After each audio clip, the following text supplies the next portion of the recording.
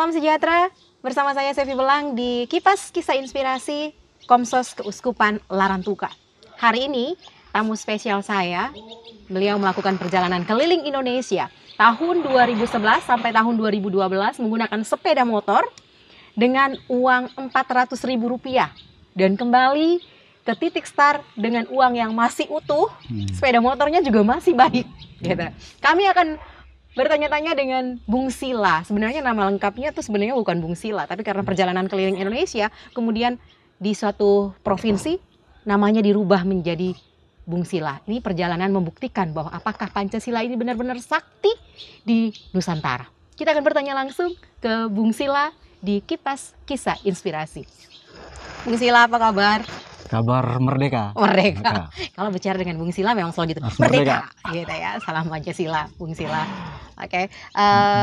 Terima kasih Bung Sila sudah hadir di podcast Kipas Kisah Inspirasi. Kami yakin bahwa perjalanan keliling Indonesia dengan uang Rp400.000 dengan sepeda motor itu akan menjadi kisah inspirasi bagi kami yang mendengarkan kisah Bung Sila, di mana Bung Sila melewati semua provinsi yang ada di Indonesia. Oke, kita mau tanya-tanya nih Bung Sila.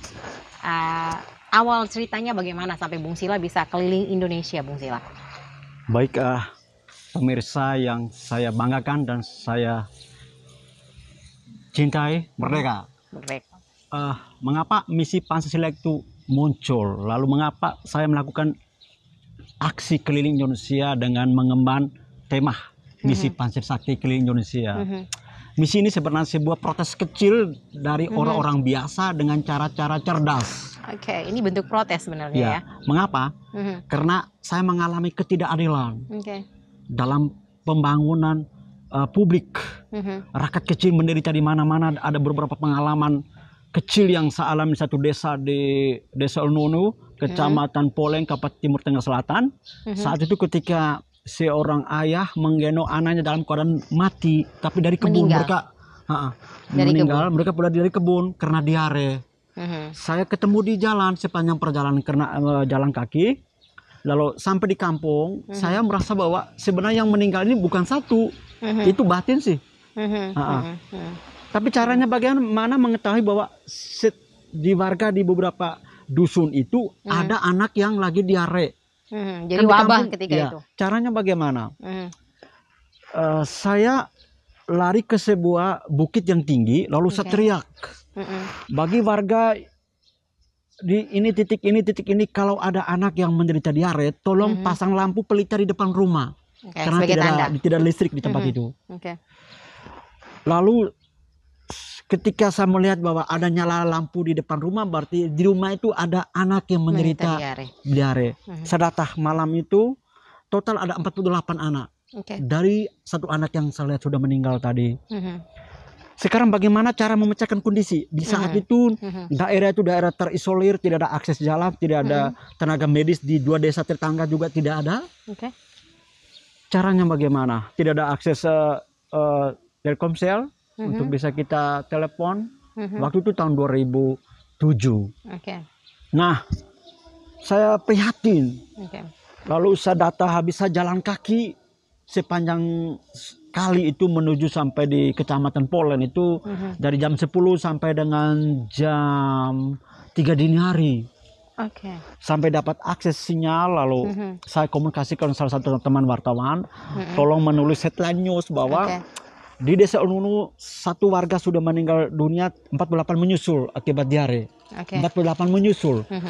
Judul ini memprovokasi para pejabat di pemerintahan daerah TTS, sehingga bupati panggil kadisnya marah, kenapa kalian begini, kenapa tidak melakukan ini.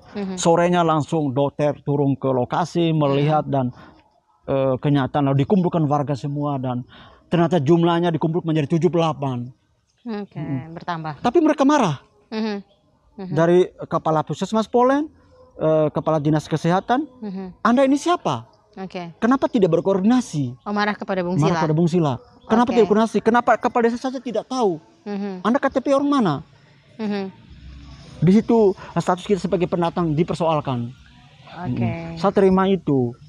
Di saat mereka marah dengan saya karena cara saya sampai membuat mereka datang, ada seorang nenek, dia berdiri di balik jendela, lalu dia bilang begini, seumur saya sampai rambut uban ini baru lihat dokter, untung ada anak ini. Ketika kata itu dia jawab, saya bilang sudah selesai, silakan kalian marah maki saya, itu konsekuensi sebuah perjuangan. Saya ke kebun untuk siram sayur dulu, kalian lanjutkan pelayan, karena tugas saya itu cara bagaimana kalian bisa datang. Soal Anda marah, kalian marah itu resiko. Baik, itu kira-kira itu yang latar belakangnya ya. Kenapa saya harus berteriak lagi? Ternyata kalau saya diam terus di tempat itu, orang lain tidak tahu dan apa yang saya semakin lakukan. banyak anak yang meninggal karena diare. Akhirnya itu membuat Bung Sila memutuskan untuk melakukan perjalanan. Jadi salah satu titik bahwa seandainya saya berteriak di area kecil ini, teritorial yang terbatas, orang dunia luar tidak tahu siapa Anda, dan secara otoritas saya tidak berpengaruh terhadap kebijakan. Tapi ketika saya menangkap setiap ketidakadilan di setiap titik di seluruh Indonesia, ketika saya mengangkat tentang ketidakadilan yang saya temukan di lapangan, itu representasi dari penderitaan orang. Jadi saya istilahnya menyuarakan orang-orang kecil yang tak bersuara dengan mengemban misi Pancasila Sakti, dan terakhir pada sila kelima, keadilan sosial. Bagaimana kita mewujudkan keadilan sosial sampai dengan standar kita itu adalah kemanusiaan yang adil dan beradab. Itu standarnya, pelayanannya. Jadi ketika kita omong tentang keadilan sosial, kita harus memenuhi standar kemanusiaan adil sosial, baru kita akan menuju pada persatuan Indonesia. Lalu bagaimana proses itu menjadi sebuah kebijakan? Maka masuk ke sila keempat, harus butuh pemimpin yang bijak dan arif dan bijaksana, hikmah dan bijaksana, maka Tuhan akan memberkati. Karena niat luhur itu ada di dalam sila pembukaan 45 bahwa atas berkat rahmat Allah yang Maha Kuasa dan dengan didorongkan oleh keinginan yang luhur. Siapapun berkeinginan luhur, tidak peduli anak ini sekolah atau tidak, beragama tidak, tapi keinginanmu luhur pasti diberkati oleh yang ilahi. Jadi keinginan luhur Bung Sila adalah melakukan perjalanan. Start awalnya itu dari Ende. Saya start dari Ende tanggal 1 Oktober 2011 dengan uang Rp400.000 di tangan. Kenapa memilih kota Ende menjadi titik start untuk Bung Sila keliling Indonesia Pancasila Sakti? Iya, Ende itu secara historis itu adalah starting point, ide lahirnya Pancasila. Jadi bukan tempat lahirnya Pancasila di Ende, itu harus beda. Ide lahir. Ide lahirnya dasar negara itu yang kemudian 1 Juni baru dikasih nama Pancasila itu menurut Bung Karno, Bung Karno, dia dapat saat dia merenung di bawah pohon sukun. Sehingga bagi saya ketika saya mengemban misi Pancasila, tapi harus dengan sakti di belakang. Startnya dari Ende sebagai mengingatkan publik lagi bahwa jangan lupa Flores atau Ende itu kota di mana ide tentang dasar negara itu lahir dan muncul di situ. Dari Ende ke barat atau ke timur? Saya ke barat. Ke barat itu jalan darat, terus melihat ketidakadilan. Waktu itu ada demonstrasi besar-besaran di Sape, NTB terkait dengan tambang pasir, tambang besi. Lalu saya ikut di dalamnya meneriakan ketidakadilan bersama masyarakat. Mereka heran, kok motormu ada bendera, ada gambar Pancasila di box. Sebelahnya saya menyuarakan ketidakadilan. Oh itu benar, oh itu benar, oh mari kita. Jadi mereka anggap bahwa kehadiran saya itu mereka tambah kuat bahwa kita ada saudara dari NTT mendukung kita ini. Ketika melakukan perjalanan, apakah Bung Sila melakukan sebuah izin atau menyampaikan kepada wilayah, kepala wilayah, atau ketika sampai di dalam satu provinsi? Itu apa yang dilakukan? Saya jalan itu hanya uang Rp400.000 di tangan dengan motornya Suprafit. Lalu karena perjalanan misi saya ini adalah kemauan pribadi, tidak ada penugasan dari satu lembaga tertentu, sehingga tidak ada surat izin dari pihak instansi negara atau kepolisian yang melindungi saya juga tidak. Tapi saya meraba-raba saja cara saya dengan hanya bawa sebuah agenda kecil. Setiap tempat yang saya tiba, saya ketemu orang yang pemimpin, camat kah, atau bupati kah, atau siapapun orang yang saya lapor diri secara etika. Saya jalankan misi ini. Hari ini saya tiba di wilayah saudara sekalian. Mohon hari ini saya akan masuk di sekolah atau SMP atau penduduk untuk mengajar Pancasila. Oh luar biasa anak. Bisa ya, masih orang dari Flores mengingatkan kembali dulu kita tentang pendidikan P4 yang sudah dilupakan, pelajaran PMP, pendidikan moral dan Pancasila itu dilupakan. Tapi luar biasa, masih ada orang muda masih bangkitkan kembali itu. ketika melakukan perjalanan itu Bung Sila membawa sukun, betul ya Bung Sila? Ya. Bibit tanaman atau benih atau bagaimana ya? Saya di Ende itu, ini pertanyaan menarik ya. Oke. Di Ende itu saya dilepas oleh Bupati Ende. Waktu itu Bapak Don Bosco Wangge dengan Dandim Endenya Letnan Kolonel Thomas. Oke. Lewat upacara militer. Pas bertepat dengan hari Kesaktian Pesila 1 Oktober 2011. Saat Bupati memberi saya figura Pancasila untuk membawa sepanjang jalan itu, dia juga secara tiba-tiba dia minta salah satu prajurit TNI tolong petik sukun itu, tempat bongkar renung itu, daunnya saja. Tapi prajurit itu petik dengan buahnya, bawah. Lalu kata Bupati, dia berpesan, anak, saat engkau ke Indonesia, perkenalkan kepada seluruh anak bangsa dimanapun Anda menyinggahi kampung mereka, tempat mereka, bahwa Ende adalah tempat di mana Pancasila dihamilkan dan dilahirkan di Jakarta. Itu pesan Bapak Don Bosco Wangge, Bupati Ende. Nah, sukun ini saya bawa hanya daunnya saja. Jadi ketika selama seperjalanan saya bertemu di kampung sekolah di mana saya jumpai mereka, sebenarnya ini sukunnya sekarang pohon itu memang pernah mati lalu ditanam lagi sekitar 60-an, tapi dia tumbuh juga cabangnya hanya 5. Sebelum pohon itu kan tumbuhan ya. Kenapa cabangnya 5? Karena mengikuti 5 sila. Lalu kenapa manusia yang punya akal tapi tidak ikuti 5 sila? Ini sebuah masalah. Tapi daun sukun sendiri, saya sepanjang jalan itu sampai di Pulau Sabang di W itu saya tanam lagi satu sukun. Dari biji tidak. Untuk mengingatkan bahwa titik di mana titik barat, kayak kita ini persegi ini ya, ke barat, saya singgah titik barat, saya minta satu anakan di Kodim Sabang untuk tanam bahwa bukti Bung Sila dari Ende itu sudah sampai di Sabang, Pulau W. Saya tanam di situ. Di utaranya saya tanam di Miangas. Pulau titik terluar, timurnya di Merauke, selatannya di Nanarote. 4 titik sudut ini harus diikat. Kalau dalam lama holot itu, budaya kita bahwa mau buat sesuatu itu harus 4 titik sudut. Lingkup ini harus diberitahu mereka, ingat untuk menjaga kekuatan kita di dalam. Jadi kalau tahun 2011, 2012 berarti sukunnya sudah berapa tahun ini ya? Jadi ya sudah dari besar waktu itulah. nih. Nah, tapi ada satu soal, daun sukun itu yang selama saya perkenalkan selama perjalanan sampai di Kalimantan Tengah Selatan, mau ke timur, itu daun sukunnya hilang. Di daerah Penasir Penajam. Jadi waktu saya mau perkenalkan itu kepada anak sekolah, hilang. Saya stres. Aduh, ini sepertinya saya teringat pesan Buddha Bang, kalau kita menjalankan sebuah ritual, tidak boleh toleh ataupun tidak boleh mundur. Begitupun semua properti yang dibawa tidak boleh ada yang sampai jatuh. Kalau jatuh berarti ada yang tidak beres. Berarti larinya ke saya, berarti dan sampai saya tidak finish misinya, dan saya juga nyawa juga terancam. Itu ketakutan saya. Nah, ketika saya melintas ke sana, saya menjumpai ada pohon sukun juga satu yang ada di situ. Lalu saya dengan bahasa kita kodanya izin ya. Kalau saya ambil daunnya, saya lanjutkan karena yang sahabat dari Ende itu hilangnya di sini. Dan waktu itu Joko Widodo masih wali kota Solo. Tapi apa yang terjadi hari ini? Ternyata daun sukun yang jatuh itu menjadi ibu kota negara saat ini. Yang sekarang mungkin menjadi ibu kota negara. Itu sudah 2012. Lalu jadi istilahnya apa? Kami sampai di sini juga saat bahwa ibu kota negara akan ada di sini tempatnya.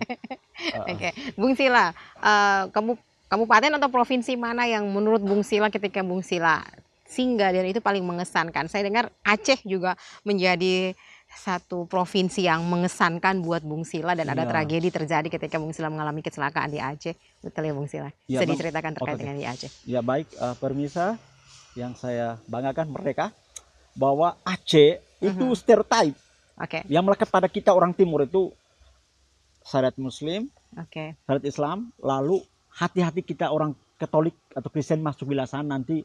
Waktu itu juga masih panas-panas, belum begitu normal. Saya diingatkan oleh TNI karena membawa simbol merah putihnya terlalu besar, lalu Garuda Pancasila lagi baru masuk di kota Lek Sumawe itu pusat GAM. Tapi heran ketika perbatasan antara Sumatera Utara dengan Provinsi Aceh di daerah Aceh Temiang, saya ditelepon oleh beberapa orang nomor yang masuk bahwa Bung Sila posisi di mana? Saya bilang mau masuk perbatasan ini. Ya kami lagi tunggu di perbatasan. Lalu saya tanya, memang ini siapa? Dia bilang kami pemuda dari Aceh Temiang untuk jemput Bung Sila. Saya bilang kok pakai jemput? Apa yang terjadi? Ternyata mereka 4 orang anak muda dengan sepeda motor, mereka dari komunitas motor. Itu informasinya dari jejaring anak-anak komunitas motor sepanjang jalan.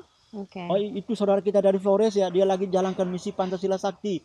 Tolong di daerah ini, dia lagi situ, tolong dikondisikan ya.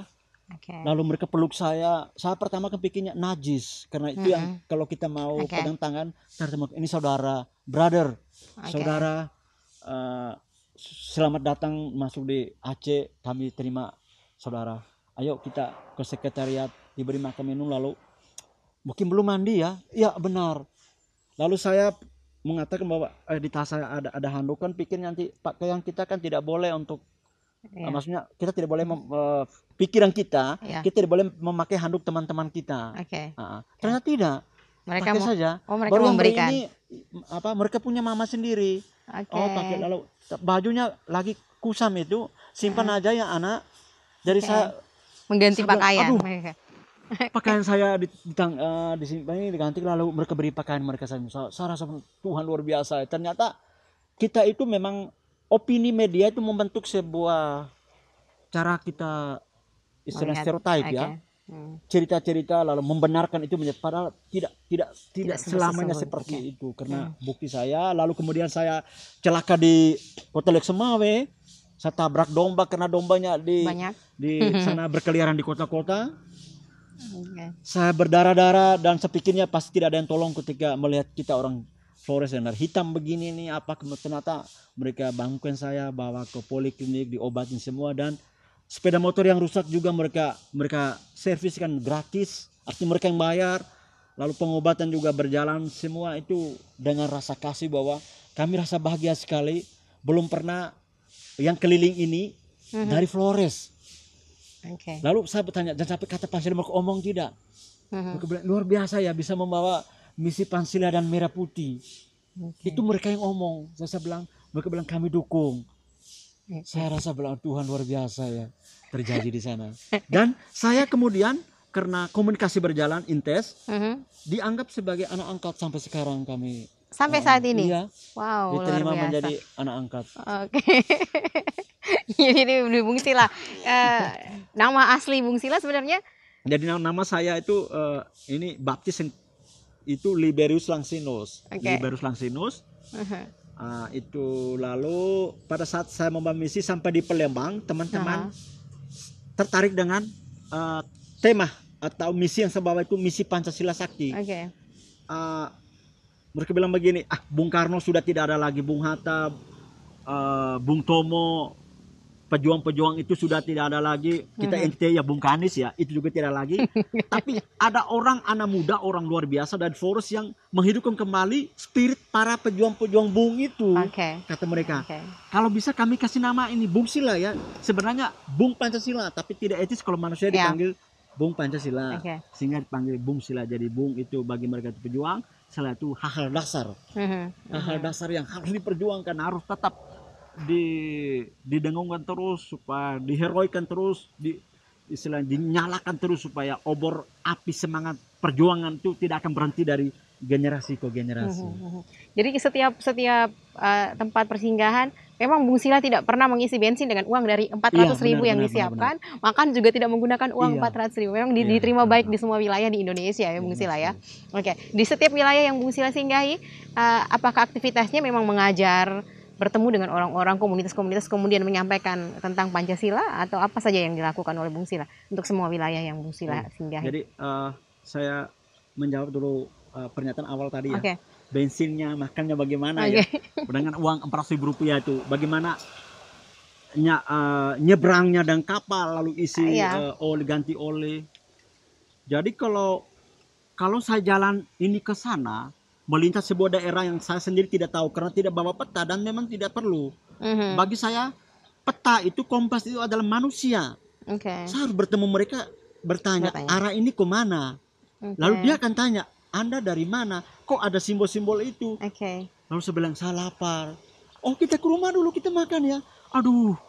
Jadi sebenarnya bagaimana ya? Saya sedikit bawa itulah sebenarnya spirit Pancasila ya. Mereka tidak perlu hafal teksnya, tapi keseharian cara menyapa orang lain sebagai saudara mereka itu sebenarnya sudah masuk sila kedua tuh, standar kemanusiaan yang adil dan beradab itu. Jadi mereka beri makan. Lalu bagaimana ketika bensin habis? Ketika saya sampai di SPBU, ketika mau selalu saja ada yang teriak belakang, mas itu atau abang atau itu nanti saya yang bayar ya. Sementara orang saya tidak kenal. Lalu saya bilang, ini dengan jaringan, kan saya bawa jaringan cadangan ya. Dengan jaringan juga, dengan jaringan juga. Dibayarkan dari orang yang sedang antri juga di bagian belakang. Lalu dia bilang dia yang bayar. Lalu karena saya rasa bahwa nanti dia bayar, saya tunggu lagi dia giliran dia. Lalu saya perkenalkan diri. Lalu mereka bilang, luar biasa, Anda luar biasa, Anda mengingatkan kembali. Dia bilang, saya heran ya. Saya lihat, di depan bawa bendera besar dan Garuda Pancasila di motornya. Ini pejuang ini, kita harus bantu dia. Akhirnya saya bisa mengajar Pancasila dengan spirit kebangsaan itu di tempat SPBU ya. Saya kasih naik standar 2. Saya yel ajaran orang semangat bagaimana kita ini biar kita susah ketika di Republik ini. Kita tidak boleh seperti orang-orang di Myanmar, di Afghanistan, di Suriah. Sekarang mereka bingung mau kemana karena daerah mereka tidak nyaman. Kita bersyukur dengan yang sudah ada ini. Mari kita rawat dengan rasa standar 2 itu, kemanusiaan yang adil dan beradab itu. Woi, merdeka. Itu di pom bensin. Di pom bensin. Dan disitulah orang bawa, ada yang bawa roti, ada yang bawa ini aqua. Jadi akhirnya di motor itu penuh dengan ini bekal. Tinggal saya selesaikan dulu itu. Luar biasa Bung Sila. Kemudian ini Bung Sila, setelah melakukan perjalanan sampai kembali ke Jogja. Ke Ende lagi. Oke, kembali ke Ende. Setelah sampai di Ende, setelah melakukan perjalanan itu 2011 sampai 2012, 1 tahun persis. Tanggal 1 Oktober 2012. Oktober 2012 kembali ke Ende kembali ya. Oke, setelah kembali disambut kembali oleh Bupati dan waktu itu tidak lagi, waktu disambut oleh komunitas para pemuda mahasiswa di Ende, di kilometer 10 di jembatan Wolowona itu. Semua mereka sambut dengan patroli polisi. Jadi bagi saya ini bukan selesai ya. Ada hal tertentu yang sudah terekam di sini, memori ini bahwa harus disuarakan lagi dengan metode-metode yang lebih istilahnya lebih cerdas dengan kondisi sekarang.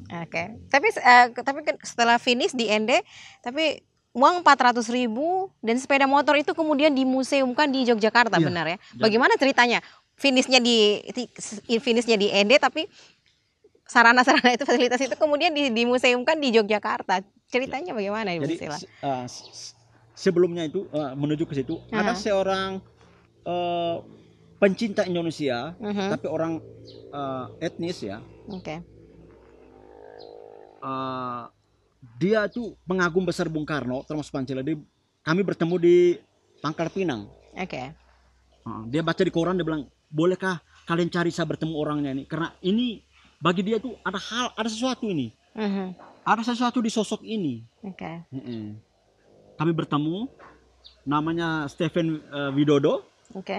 Dia bilang, Bung Sila, kalau benar misimu ini murni, berarti ketika Anda tiba di Ende, saya juga sampai di Ende. Dan ketika saya mau masuk Ende, saya telepon dia juga pesawat dari sana datang ketemu di Ende. Lalu mungkin dengan cara dia pulang ke Jakarta, tiba-tiba ada banyak telepon permintaan orang, boleh datang ke ini, boleh datang bawakan sharing ini. Akhirnya sampai di markas Kopassus, di Jantung, sampai di Mabes TNI. Beberapa teman-teman itu mendengarkan kisah ini. Akhirnya saya lanjut lagi misi yang kedua menuju ke Jakarta dengan motor yang sama. Lalu mereka bilang, bagaimana Bung Sila kisah-kisah yang heroik itu dibukukan. Ada kita punya teman-teman Jogja yang luar biasa yang punya kemampuan untuk menulis dan mereka bantu untuk cetaknya.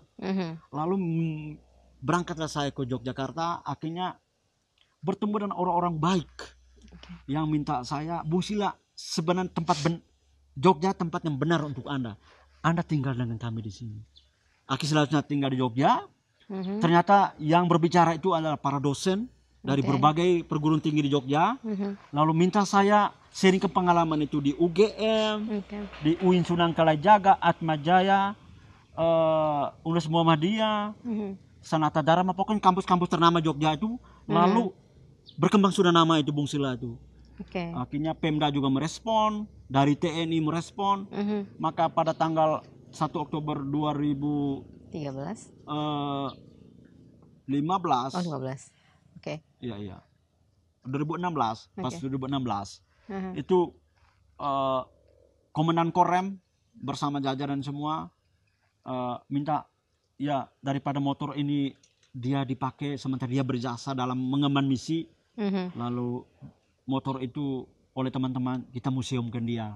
Nah, yang menjadi bagi saya yang luar biasanya begini, TNI itu susah kita orang sipil ini atur.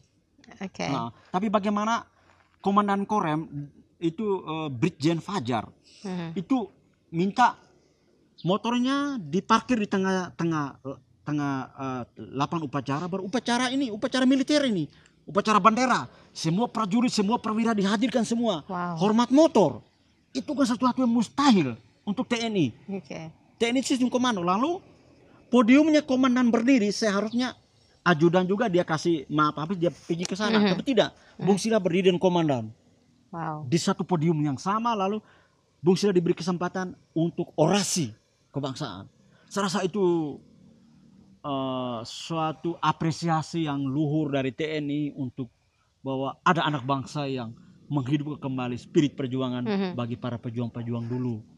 Jadi yang apresiasi yang wajar yang terima saat ini itu TNI. Kalau birokrat, semua pemerintahan kita itu anggap bahwa Anda sendiri yang jalan, Anda sendiri yang membiayai hidup jadi, Anda. Saya ada lapor Bapak saya sudah keliling Indonesia di satu pemerintahan, ya mau mere lah, Kabupaten Sika lah. Ya, responnya seperti itu. Memang kemarin siapa yang suruh? Jadi bukan bilang terima kasih ya Anda mewakili orang Maumere sudah begitu, tapi bilang siapa yang suruh, jadi mewakili orang Flores juga bilang sudah. Mewakili orang Flores ya, jadi karena satu pulau. Akhirnya dengan uang 400.000 itu. Jadi uang 400.000 itu dengan sepeda motor itu dimuseumkan di Museum Garuda Yogyakarta dengan upacara militer dan diperarakan secara militer juga dengan dikawal oleh Patwal dari Polda. Lalu motor juga diseminarkan di kampus UKDW itu lantai 3. Bayang orang pikul motor taruh lantai 3 mau diseminarkan lagi motor itu. Jadi itu kan kita rasa bahwa apa ya, semua bisa terjadi, mau seminarkan motor lagi ini.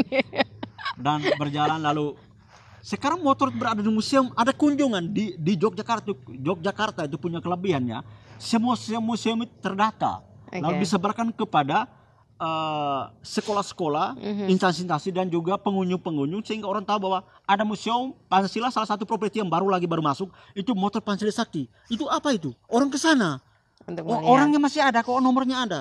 Kami bisa kami bisa bawa ke sekolah ya. Akhirnya Bung Sila selama Jogja dipakai sebagai instruktur untuk pendidikan karakter bangsa oleh Dinas PPO, Kesbang 5 Provinsi dan juga Akademi Militer, TNI, Polri dan masyarakat umumnya di Jogja kampus. Jadi saya setiap bulan itu jadwal sudah pasti isi di kampus ini, sekolah ini untuk itu. Itu dilihat dari barang-barang yang dimuseumkan ya. Ini Bung Sila ini juga unik. Ternyata Bung Sila juga punya anak angkat dari pesantren. Iya. Ya? Benar-benar. Betul ya. Bagaimana ceritanya Bung Sila kok bisa punya anak angkat pesantren dan orang tuanya mau gitu? Kita non muslim ya. Kita non muslim kemudian mengangkat anak muslim untuk menjadi anak angkat. Ini jadi, menarik. Waktu itu saya dipercayakan bagian dari instruktur untuk pelatihan kader bangsa bagi para pelajar CDIY itu 800 orang. Dibagi setiap termin itu 200-200. Lalu diutuslah para santri dari, kalau di sini bilang man, dari sekolah itu di sana itu untuk mengikuti pelatihan itu. Nah, hampir semua kalau saya berbicara membawakan materi itu mereka maunya tambah lagi waktu. Karena saya selalu dengan video. Mereka nonton, Bung Sila di Aceh, Bung Sila di Papua, bagaimana Bung Sila motornya hanyut di bawah banjir di Itu Kalimantan Barat. terdokumentasi semua Ada. perjalanan itu. Jadi itulah keanehan saya. Ketika saya jatuh celaka, saya berusaha pasti ada orang datang, tapi saya tidak mau bangun. Alasan saya lempar kamera foto dulu. Posisi awal itu penting. Karena ketika saya bangun posisi sudah berubah. Dan orang yang menolong itu heran. Mas sengsara kok masih dibuat lagi. Saya bilang itu dokumen ini mahal. Sama posisi semula seperti ini tetap ada. Oke, jadi semua terdokumentasi dengan baik. Iya, Oke. baik. Ketika putar-putar video ketika itu. saya sudah bangun dari tempatnya sudah berubah. Ya. Baik, jadi dokumennya ada. Jadi saya bawa dan laptop, bawa dan kamera, karena kita bawa misi Pancasila ketika bertemu dengan orang-orang yang akademis, itu kita juga harus menjawabnya dengan visi akademis. Bertemu dengan orang kecil, kita cerita Pancasila versi mereka, sehingga nyambung. Baik, saya lanjut lagi tentang tadi mengangkat anak tadi. Jadi dari peserta 800 itu, satu anak tuh dia terkesan, dia sampai menangis. Dalam hatinya bilang begini, saya rasa sepertinya Bung Karno itu masih hidup. Dia dia merasa bahwa udah terkenal diri. Saya Estuning Rum, saya dari Ponpes Pandanaran, Yogyakarta.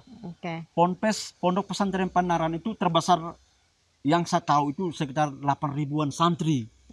Besar sekali. Saya juga diajak ke sana. Dia menangis, lalu dia pegang tangan saya.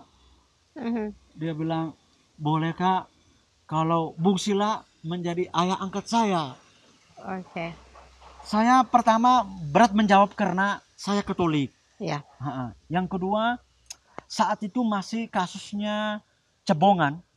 Waktu saat kasus cebongan Yogyakarta itu, Kopassus sempat tembak kita punya beberapa orang dari NTT itu.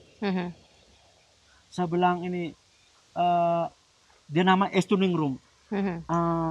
Niatnya luhur, dia bilang iya. Begini adek, karena saya ini datang untuk memberikan materi, jadi belum sampai ke situ. Jadi bolehkah pulang ke Ponpes dulu, beritahu sama pimpinan pondok pesantren dengan orang tuamu bahwa saya punya ayah angkat baru dengan identitas ini. Kalau mereka belum diyakinkan itu buka di Google saja atau YouTube, ketik Bung Sila, pelajari siapa itu Bung Sila di situ. Nah, dia pulang cerita sama pimpinan pondok pesantren sama orang tuanya. Mereka suka, mereka terima. Akhirnya dibuat secara adat di orang tuanya dia. Jadi kami duduk, kebetulan istri saya juga Yogyakarta. Saya bilang bawa dan ke Watek.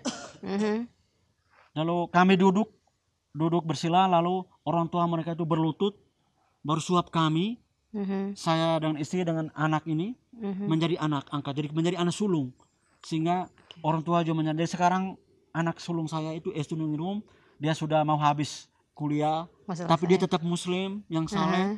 Saya tetap minta dia, jadi kalau dia ingat saya, dia pergi ke biara, susteran atau ke proki, antar kue. Jadi pastor dan suster heran, kenapa? Saya ingat ayah di Flores dan pikir mereka tentara. Bapak tentara baru lagi bertugas di Jumat. Tidak, ayah saya Katolik. Heran mereka, kok bisa? Jadi itu cerita. Itu sampai sekarang dia menjadi anak kami. Jadi ketika kita badai Seroja kemarin tuh, dia telepon menangis. Semoga ayah dan bunda baik-baik ya. Aku ingat dia menangis. Luar biasa. Jadi, saya pikir karena sudah lama, lalu dengan jarak jauh dari Jogja ke sini, pikirnya sudahlah. Ternyata tidak. Itu pikiran saya, dia tidak. Sampai sekarang dia masih tetap ayah. Luar biasa Bung Sila yang ceritanya menginspirasi sekali, membuktikan bahwa Pancasila Sakti itu memang. Jadi Pancasila Sakti itu kalau kita yakini di dalam perilaku hidup, dalam standar kemanusiaan yang adil dan beradab, itu semua sila itu dapat semua itu. Ada satu hal yang menarik juga dari Bung Sila ini, ketika mau menikah, jadi waktu melakukan perjalanan itu masih bujang, masih belum punya pasangan. Setelah kembali, istri ini orang Adonara, guru ya. Menariknya itu adalah ketika menikah, Bung Sila kursus pernikahan ya. Kalau dalam Katolik memang harus ada kursus perkawinan. Itu Bung Sila kursusnya di Jogja, sang calon khusus di sini. Berkatnya di Yogyakarta. Yang menariknya adalah upacara ketika di gereja pemberkatannya itu sangat negarawan sekali gitu ya. Bung Sila pakai baju seperti seorang Bung Karno, tidak baju pengantin. Istri memakai kebaya berwarna merah, kemudian persembahannya ada bendera juga yang dibawa Ada bendera gitu. dengan sukun. Ya, oh dengan sukun juga. Unik ini ya. Kemudian resepsinya di museum. Resepsinya di museum. Museum, kemudian Ya. seperti sebuah seminar begitu ya. Undangannya by WA. So simple sekali. Kenapa ini menjadi inspirasi? Tapi sebenarnya pemberkatannya mau upacara bendera begitu ya. Iya, jadi memang awalnya rencana saya itu nikah dalam bentuk apel, tapi istri bilang itu lucu. Bikin aneh sih, kami di sekolah juga apel. Jadi maunya pakai pakaian pramuka baru kita apel. Jadi semua keluarga undangan itu dalam bentuk barisan, tapi dia bilang jangan buat aneh-aneh. Saya rasa itu gila. Lalu saya kemas lagi, saya bilang, tapi begini, saya selama misi itu saya sudah tekad, saya harus selesaikan misi dulu baru saya bisa nikah. Oke. Memang pertanyaannya beberapa teman media waktu wawancara di beberapa tempat. Lalu siapa? Apakah Bosila sempat? Saya bilang tidak. Lebih sulit itu keliling Indonesia daripada memilih seorang perempuan. Oke. Jadi akhirnya kami nikah di Yogyakarta. Lalu saya tidak beritahu orang tua tentang ya istilahnya apa? Dia punya schedule-nya. Oke. Takutnya orang tua marah. Orang tua saya baik orang tua adat, mereka pasti malu. Kita buat aneh-aneh versi mereka. Oke. Jadi kami diskusi terbatas dan syukur ya istri saya sekarang tuh dia memahami misi saya, menerima itu sehingga dia bersedia. Jadi biasanya pengantin perempuan itu kan membawa bunga ya. Iya. Saya tanya ke Romo, teman saya, Romo kenapa harus bunga? Romo penjelasan yang memang secara teologis, secara apa itu saya terima. Tapi saya bilang begini, bunga itu kan tidak menjamin bahwa negara ini merdeka. Yang menjamin negara merdeka itu bendera. Ketika dia berkibar. Kenapa juga bawa lagi misi itu ke sana? Merdeka cinta juga ya, jadi merdeka berumah tangga. Kami memilih tanggal 28 Oktober 2016 untuk pernikahan itu. Memilih tanggal 28, lalu gereja juga kami milih di Gereja Bintaran, tempat di mana Bung Karno pernah ikut misa bersama Insinyur Sugio Pranata yang menjadi pahlawan temannya dia. Saat mereka waktu itu ada berkat satu pasang, hanya 5 menit misalnya karena ada pemboman dari Belanda. Jadi memilih gereja saya memilih gereja di mana Bung Karno pernah berdoa. Nah sekarang kan jadwal di Proki itu kan padat sama Romo. 28 Oktober itu sumpah ya. Jadi Romo tolong ikuti, memahami. Oke. Dia ikut. Sekarang maju kepada kostumnya kami. Jadi pertama mau pramuka, istri bilang kalau bisa pulang saja. Karena kami di sekolah juga ada saudara pramuka, kenapa nikah juga pakai pramuka. Akhirnya kemudian lalu biarlah kalau begitu saya mengikuti kostum kayak Bung Karno warna putih, lalu istri kebaya warna merah. Tapi dia tetap bawa bendera. Lalu kami masih mentok di soal persembahan. Mau tetap kue dengan buah-buahan, saya bilang tidak. Bawa sukun. Sukun ini simbol bahwa Bung Karno mendapat yang pasti itu di bawah pohon sukun. Jadi kita persembahan dalam bentuk anakan. Itu kan sama dengan kita sudah istilahnya apa? Sudah lestari alam ya. Jadi bagaimana iman kita itu berbasis dengan kelestarian alam. Kita menanam. Kalau setiap pernikahan umat Katolik itu dengan menanam, saya kira berapa pasangan nikah, kita hitung berapa pohon yang hidup. Ditanam. Artinya itu kita bisa menginspirasi. Karena kue orang bisa buat. Kita buat yang unik.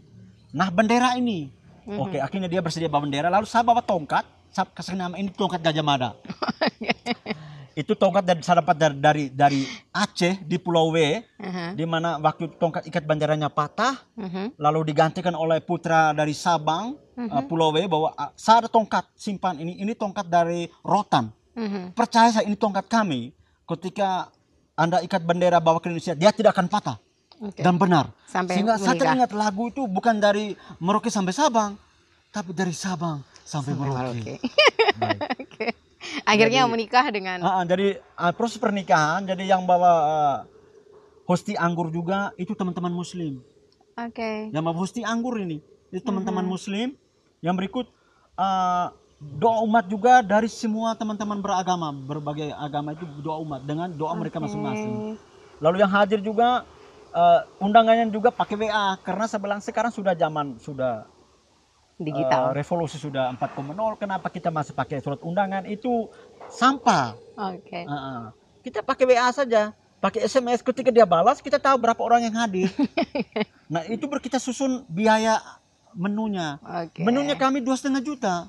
Oke, menu lokal? Menu lokal, jadi menunya itu kalau mau merenya lekun, yang makan khas itu dengan ubi talas, lawar mau merenya itu dibuat semua di Jogja, di Yogyakarta. Lalu minuman itu jamu. Kebetulan di sana ada kelompok binaan dari ibu-ibu di Yogyakarta di Godean. Itu buat jamu, jadi orang datang kasih minuman bukan aqua tapi langsung jamu, jadi rasa lapar langsung ada, sehingga sebentar jam makan semua ubi itu habis, tidak ada yang kosong. Jadi resepsinya di museum. Lalu model resepsinya ini jadi orang heran, kita ini ikut acara resepsi nikah ataukah apel bendera? Karena mulai dengan lagu Indonesia Raya. Jadi ada jirigennya, jadi ini pernikahan model adir, orang bilang kami ini seperti ini seminar, dia bilang. Karena resepsi itu dalam bentuk seminar, itu judulnya berantas korupsi mulai dari rumah tangga. Jadi pembicaraan dari profesor dari UGM sama KPK itu yang bawa materi itu. Resepsi pernikahan, seminar, berantas korupsi dari rumah mulai dari rumah tangga. Sementara orang menunggu acara dimulai, orang melihat tentang barang-barang properti yang ada di museum. Itu jadi kita pernikahan yang edukatif. Jadi lalu yang hadir itu dan rem teman-teman dari yang hadir, orang bilang kami ini bingung, ini nikah atau apa? Jadi mereka rasa kesan nikahnya tidak, karena rasanya bahwa kita lagi apel. Akhirnya kemudian tuh menginspirasi pasangan-pasangan lain kemudian tahun berikutnya kebetulan teman kami yang hadir itu mereka buat nikah juga, maharnya itu dalam bentuk baca teks Pancasila. Di atas ini damkar, bayang kami tugas oleh Bung Sila tahun lalu itu. Bung Sila orang Flores saja bisa, kenapa kami tidak? Akhirnya terjadi. Luar biasa ya, masih Bung Sila. Jadi artinya sekalipun kita minoritas dalam konteks quantity, tapi energi spirit kita itu harus betul-betul kualitas untuk memberikan cahaya bahwa terang untuk membangun negara bangsa ini bukan seorang minoritas, tapi memberi totalitas. Jadi siapapun dengan bidang kapasitas apapun, bekerja di apa, mari kita memberi yang terbaik untuk negeri kita, kan tujuan untuk generasi bangsa. Itu. Inspirasi sekali nih, kipas terus kita hari ini. Ada banyak hal yang baru kita tahu dari kisah Bung Sila. Mungkin banyak orang yang belum tahu ceritanya Bung Sila akhirnya sampai hari ini. Sekarang menetap di Larantuka, Bung Sila. Jadi saya bolak balik ya, karena ibu masih di sini belum pindah Maumere. Jadi saya di Maumere saya buat satu unit kecil itu namanya tim percepatan pembangunan desa. Itu saya ambil orang-orang muda yang mabukan, yang pernah ketika kegiatan desa orang tidak pernah undang, karena mereka sudah stereotip bahwa mereka mabuk, baru tidak bisa buat apa-apa. Saya ambil mereka, saya bilang kita ini orang berguna ini, karena mereka tidak undang. Iya betul ya. Kami ini mau kerja tapi orang anggap kami mabuk ini. Ayo mari. Mereka rasa dihargai. Aduh Bung Sila bisa pakai kami. Mereka berkumpul. Kita akan buat itu, ada jalan yang rusak di akses jalan menuju kita desa itu jalan untuk semua. Kenapa ada air itu sampai di situ? Bagaimana kita tutup itu? Oh berarti kita butuh semen. Mungkin saya satu sak, langsung masing-masing usul, baru kita yang kerja. Akhirnya kami bisa tuntaskan dari orang-orang mabuk. Jadi saya memakai orang-orang desa yang tidak dipakai untuk membangun desa dan cepat. Dari sistemnya tidak pakai surat, kode saja.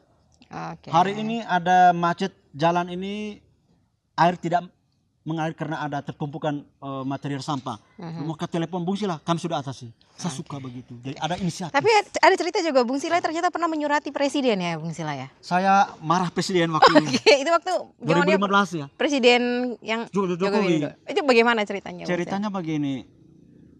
Saya marah karena waktu itu Gunung Egon meletus. Warga kami terdampak bencana. Jadi mereka celaka, jatuh bangun karena akses jalannya rusak. Tidak ada sistem komunikasi juga, tidak bisa karena tidak ada tower, listrik juga belum ada. Sehingga mereka sengsara, mereka mengungsi bertahan di kantor camat, sebagian lari ke Maumere, jauh sekali.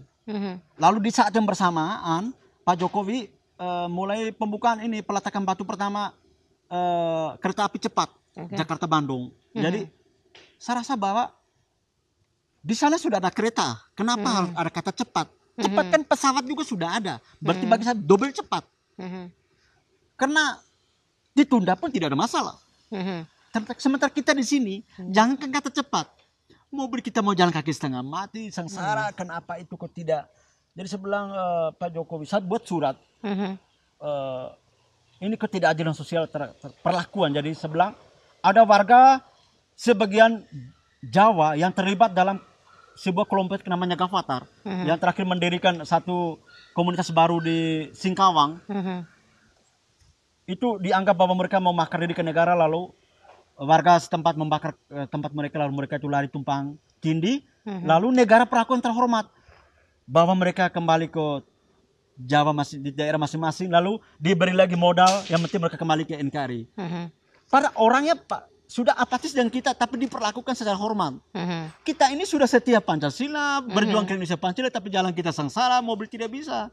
So itu jadi saya protes. Akhirnya menulis surat. Menulis surat kepada Jokowi. Saya tidak tahu bahwa apa dijawab tidak, itu saya tidak. Ternyata dijawab langsung ke Bupati Sika waktu Ansarera, dan dinaikkan DAK 35 miliar, dan diminta Bupati Sika akses jalan ke kampung saya, Desa Komlopot dan beberapa desa di kecamatan itu dibuatkan semua dana, dan terjawab semua. Lalu diminta saya segera bertemu Bupati Sika untuk cek kebenaran proyek, sementara adalah foto lalu kirim ke sana dan sudah berjalan. Jadi artinya suara saya kecil ini bisa didengarkan oleh Presiden dan terjawab di kampung saya.